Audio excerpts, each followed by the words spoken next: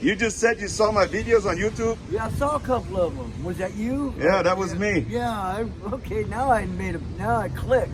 Because I was thinking to myself, where have I seen this dude before? And what do you think about it when I do videos about the homeless people? It doesn't really bother me, but you know, some people don't like to be filmed, which is understandable, you know. Some people say I exploit the homeless people. Is that the way you see it, or do you want to be? I think you're making a public awareness on how it's like being homeless out here in certain places. You know, not just L.A., New York City, you know, Kansas City. Homelessness in Europe too. You know, Romania, England, London. There's homelessness everywhere. Well, that's pretty cool that you saw me on my channel already. Yeah. All right, you never know who's watching, right? Mm-mm. You never know. There's always somebody watching. I'm right here on Skid Row and I'm talking to Brian. Brian, is that okay to put you on YouTube? Are you agree with that? I've been on YouTube before, man. Okay. And what I want to ask you is, did you hear about that they're gonna clean up all the homeless tents right here in downtown LA? I heard something about it, but I didn't hear about giving them hotel rooms and stuff. First time I heard about it since you told me. Yeah, the judge ruled that everybody on Skid Row is going to get a shelter by October. All right. How long you been out here on Skid Row? Oh, maybe 5-6 years, not long. I've lived in Southern California since 2007, but I was going through training to become a staff member at a rehab, and then I got a job working at Linwood, being assistant director of a men's home, and you know, with budget cuts and and finances, it closed down the men's home, so I lost my job and I came out here. I was living at the Union Mission for a year or two, but then it got so bad with stealing and stuff, so I came out here. I got a friend of mine. We look out after each other here, and that's what we do. So I'm out here, but I'm not going to be here for long. Hopefully, within the next couple of years, when they lift the COVID thing, I'm moving up to Visalia, close to my mother, because I already have I'm on the waiting list for an apartment. But, okay. Yeah. And you live in one of those tents right here on the side, right? And how is it at night? Is there any danger here? Do you see things happening here? Not really. If we hear any noises, we wake up, go behind the back, because we don't allow anybody doing dope back there. Okay. Yeah. It's the only thing it's made for is people walking and people that have wheelchairs who can't get through the sidewalk. We make room for them to come through. When I did the research, I heard that at least 5 people a day die on Skid Row. Did you hear anything about that? I pretty much, I don't know if that's the numbered ratio statistics, but it sounds a little high though, right? A lot of people die of OD. If it's really colder, I've witnessed a couple people passed away because of hypothermia. I witnessed people dying because of going crazy because of that spice. I've seen just about it all out here. Okay. But I don't mess around with anything. This is it. This is my relaxation. This is my crank. This is my crack and crystal meth is in this cup. It's called coffee. Coffee. I don't do it with any stimulants, man. I might smoke a little weed for pain. That's about it. But other than that, I don't do anything else. And what motivation do you have every day to get up and do what you do? I mean, isn't that depressing to be on the street sleeping in the tent? In a way, but you know what keeps my mind together is I have a routine. You know, I go to Pico and La Brea. I got a crooked spine, so I go to my spine treatment. Some of these buses have USB ports, so I charge my phone. Okay. I might take a ride I might take a bus and go to Santa Monica and hang out for the day. You know, stuff like that. I keep busy doing something, you know. Might have to go wash clothes, or I might clean my tent, or you know, stuff like that. You know, because I always got something to do, and if I'm not doing anything, I'm in my tent watching YouTube. Yeah. Or I'm watching CBS or a movie or something like that. Because this is my laptop, my TV, my communication to the outside. You know what I'm saying? And if they would offer you a hotel room, would you take it? Yeah, pretty much will. Yeah. For the time being, yeah. Because they said until I'm 61 years old. Oh, you're 61? Yeah. Yep. All right. That might be too old for out here, I would agree. But, you know, I just keep myself out of stuff I know I shouldn't be getting caught up in. And I do okay, you know. I've had a few run-ins, but other than that, nothing major. And how about the drug situation here? You see a lot of people on yeah, drugs? You see it all just out in the open, man. You know, you see it all. Because a lot of people say most of the people that live on Skid Row, they do drugs, but you're one perfect example that you're not using anything. There's a lot of people that are out here that are victim of circumstance. You don't do any drugs. You're just trying to get out of a hole that was probably out of their control when he fell in. You know what I mean? They're trying to dig themselves out.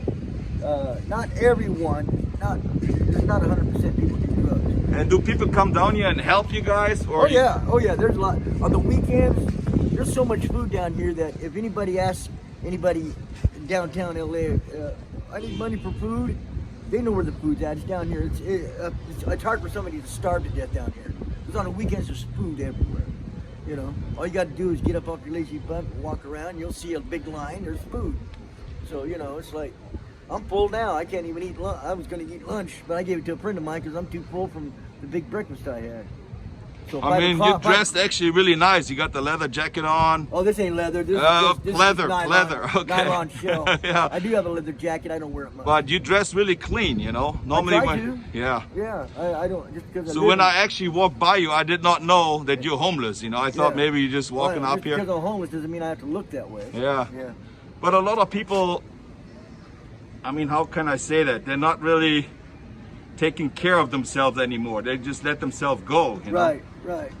It's a mental thing. You got a lot of mental people out here that need help, and I don't know what with the city and the county of LA or city of LA. I don't know how they're handling it, but a lot of times you see past few years in the past, I've seen this van drop off a person, you know, had that white band on their wrist.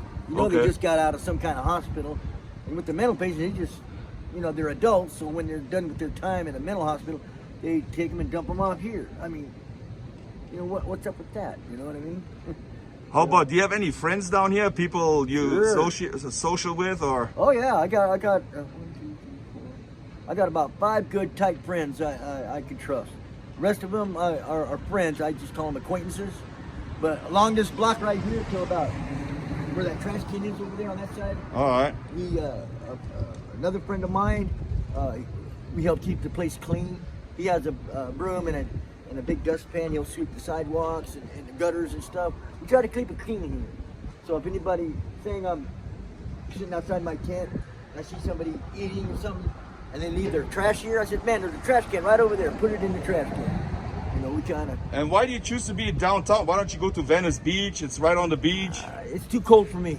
The beach is too cold? Well, when you get that coastal air from the water, I get cold easy. So okay. Yeah, like you're wearing a t-shirt, I got a hoodie and a. You got a hoodie, sweater, everything on. Yeah, but I kind of like it here. Plus, I'm close to where when it gets time to eat, I'm close to it. You know, I don't have to walk because I got neuropathy in my feet and I got a crooked spine. So walking everywhere, yeah, I know where everything's at here. Lava May on town. I can do laundry over there when I need to. You know, so everything's pretty much close by for my needs. And you as a homeless, what is your opinion about the homeless crisis in Los Angeles, that it spiked so much? They say it's been 75% up in the last decade. Oh yeah. I read about that online. It's getting terrible. I mean, but you know, there's a lot of people who tell you, I want to be out here. I really don't want to be out here, but for the time being, it's I'll rise above it and go through it a little bit if I have to, but I'll make it out of here. And where can you shower here? Are there any showers? Oh, Lava May, they have showers, and then they got these 2 groups. One park's over there on Maple, and one park's down here at the corner. They have space. One's a double shower trailer, one's 3 showers in it. You can take showers. You know, they come here about 9:30 and they leave about 1 o'clock. And I take showers with that, or I go to Lava May. So, you know. And how about with some health? If you have any health problems, can you get help? Or? Yeah, I got health insurance and I got a primary doctor. Yeah. So yeah. And do you have any government assistance? Yes, I'm on disability and Social Security. Okay. Yeah. And where would you like to live if you have a chance that you? Well, I'm waiting for Town Meadows, a place up in Visalia where my mom lives. I'm waiting for them to lift their quarantine on the COVID thing. And I'm already on the list. I already have my mom has the money for the security deposit and first month's rent. So when they lift the ban, then I'll be moving up there. Because my mom's up there, that's all who I got. The rest of my family's passed away. Plus my nephew, my brother-in-law's up there. And I'd like to be up there closer so when it's holidays, you know, I'm up there. Plus my mom's almost 90 years old. Something happens to her, I'm right there. Uh-huh. So I got something I'm working towards, so, you know. Plus, you know, I enjoy going to the beach and then coming back home because now that I'm so close to the beach, you know, I go, you know. So.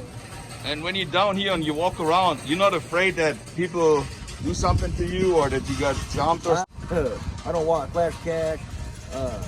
Like I said earlier, I don't go to places or get caught up in stuff I know I shouldn't be getting caught up because I'm older. But I do carry weapons, you know. All right.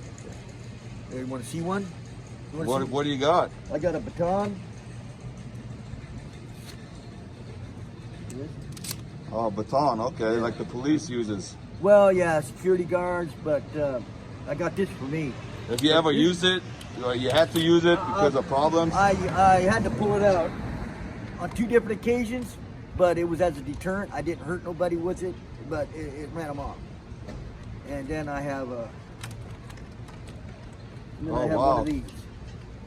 Uh-oh. But I never hold a knife like that. I hold a knife like this. All right. That's the way to hold a knife. Because if somebody grabs your wrist, you have it this way, you can't do nothing. But if you have it that way, you're easy to get them to let go because you're able to cut into their wrist. That's it. If anybody knows how to fight with a knife, that's how you hold a knife. You don't hold it. Only way you hold it like that, like this, with the blade out, is if you're cutting something or, you know, stuff like that. But if you're defending yourself and, you know, from getting robbed or something, always hold the blade down there. Well, Brian, I really appreciate you talking to me, man. A lot of people ask me to do interviews with the homeless people in downtown. Right. A lot of people, they're not really comfortable with coming down to Skid Row, which is not a really good area. I don't blame them. I get people from out of state, like Alabama, Georgia, Florida, and younger people, about maybe late 20s, early 30s. I go, what are you guys coming down here for? Oh, we heard about Skid Row. There's a lot of drugs down here. Yeah, there's a lot of trouble back here. Go back home.